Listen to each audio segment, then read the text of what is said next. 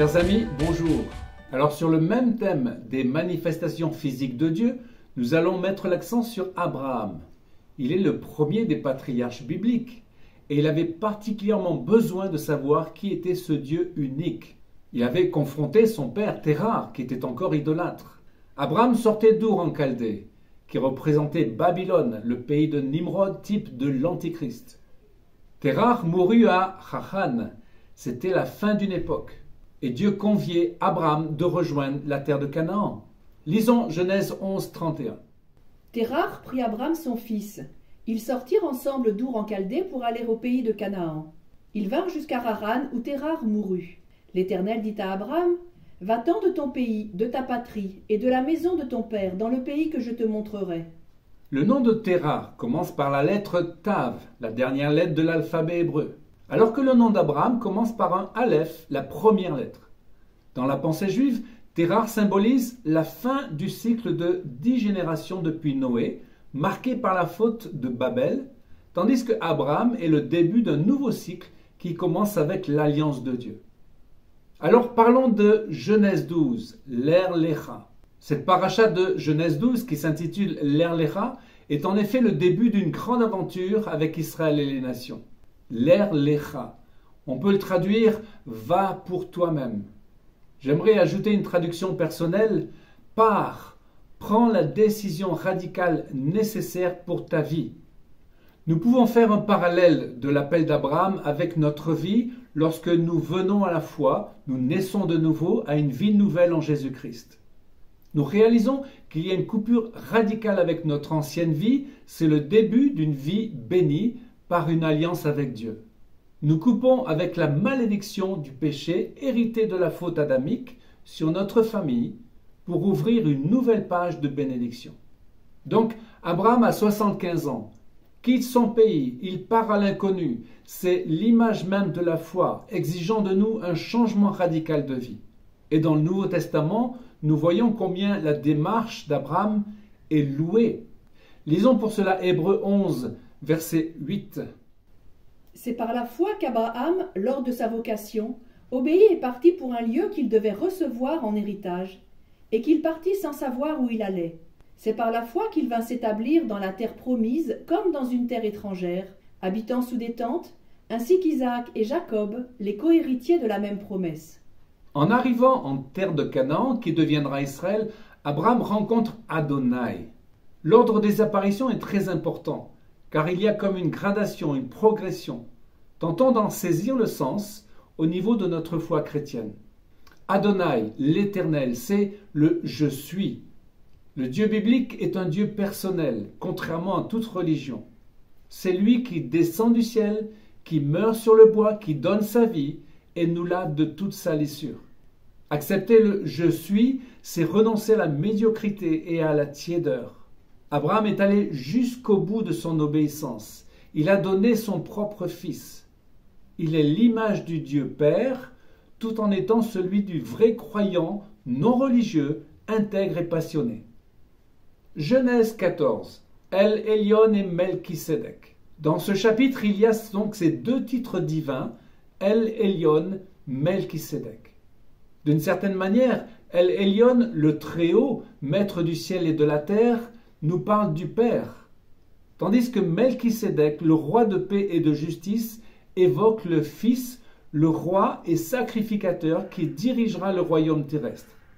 Premièrement, les deux personnages sont clés. On prie le Père au nom du Fils.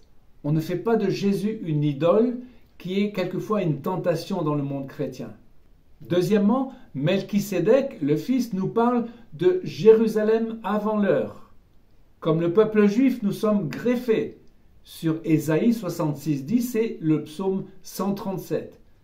Lisons justement psaume 137, verset 5. Si je t'oublie, Jérusalem, que ma droite m'oublie, que ma langue s'attache à mon palais si je ne me souviens de toi, si je ne fais de Jérusalem le principal sujet de ma joie. Alors, chers amis, en voyant Abraham donner sa dîme à Melchisédek, le roi de Jérusalem, ne pourrait-on pas penser que l'Église puisse consacrer 10% pour Israël? Allons à Genèse 17, El Shaddai. 25 ans après la première révélation de Adonai, Abraham reçoit la puissante révélation de El Shaddai. Genèse 17, verset 1.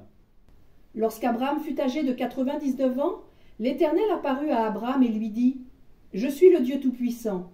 Marche devant ma face et sois intègre. J'établirai mon alliance entre moi et toi, et je te multiplierai à l'infini. On ne t'appellera plus Abraham, mais ton nom sera Abraham, car je te rends père d'une multitude de nations. » Shaddai désigne la poitrine. El Shaddai, c'est l'association de la puissance du Dieu El et la tendresse de Shaddai. Il y a ainsi une dimension qui correspond au Saint-Esprit, le Ruach HaKodesh. Le He qui va enrichir Abraham devenant Abraham nous le confirme. La lettre E, c'est la 5e lettre qui parle de surnaturel et qui désigne le Saint-Esprit. En tant que chrétiens, nous ne pouvons pas ne pas vouloir être remplis du Saint-Esprit. Après la libération du joug de Pharaon, c'est la déchirure de la mer Rouge, l'ennemi est anéanti et Dieu ouvre la porte au royaume. Si nous naissons par l'Esprit, nous devons être immergés dans l'Esprit. Donc El Shaddai est synonyme de multiplication. Nous précisons que Sarai est également devenue Sarah. Elle était princesse de Dieu, elle devient reine. Elle portera du fruit en tant que mère. Genèse 18, c'est le terme Ashophet. Le récit des 3 hommes visitant Abraham et Sarah est très émouvant. C'est le ciel qui vient à la rencontre du couple prophétique. On comprend qu'il s'agit de 2 anges et de Dieu lui-même. Et Sarah, malgré son grand âge, aura la joie d'apprendre qu'elle enfantera Isaac. Abraham sera l'homme de foi à la hauteur. Alors que les 2 anges vont à Sodome, l'Éternel engage la discussion avec Abraham. Réalisons ceci, avant de se révéler en tant que Shophet, juge, Dieu élève Abraham à sa hauteur. Cacherai-je à Abraham ce que je vais faire? Quelle confiance Dieu nous fait! Le Seigneur veut être un ami avec les croyants fidèles en nous confiant ce qu'il fait. La foi d'Abraham face au juge est un modèle. Il intercède pour une ville que Dieu veut détruire. Abraham se bat devant Dieu pour sauver Lot et les habitants de Sodome. Alors, premièrement, Dieu est le juge. On oublie souvent dans la foi chrétienne cette dimension qui se révélera particulièrement dans le royaume à venir. L'image du Messie en Apocalypse 19 est celle du juge, l'épée dans la bouche. Dieu est grâce, mais il est également vérité. Deuxièmement, en tant que croyant, notre rôle est d'intercéder et de prier à l'image de l'avocat du Seigneur qui a donné sa vie pour nous. Lisons Matthieu 22, 37. Jésus lui dit « Tu aimeras le Seigneur ton Dieu de tout ton cœur, de toute ton âme et de toute ta pensée. C'est le premier et le plus grand commandement. Et voici le second qui lui est semblable. Tu aimeras ton prochain comme toi-même. » Enfin, Genèse 22, Adonai Yireh. Genèse 22 est grandiose. Abraham devient le père de la foi en offrant son fils à Dieu. Quelle leçon! Dans ce passage, l'ange de l'Éternel intervient 2 fois. Il arrête le bras du patriarche et permet qu'un bélier remplace Isaac sur l'autel. Ce scandale de sacrifier un fils est à l'image même du scandale de la mort du Fils de Dieu à la croix. Lisons Genèse 22, 14. Abraham alla prendre le bélier et l'offrit en holocauste à la place de son fils.